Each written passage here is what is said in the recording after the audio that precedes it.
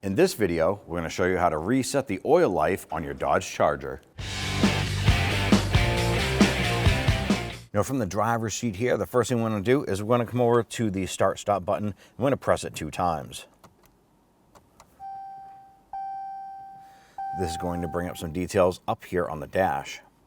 Now right on the very top here, it says vehicle info, and we're going to use our keypad on the steering wheel here on the left-hand side. So we're going to use the right arrow, and as we change this here, it's going to change the setup on our screen. Now you're going to change it to the oil life, and then we're going to come to the OK button. It says hold OK to reset. So press and hold the OK button. Oil life has been reset, and then simply press that start button again, and you're all set.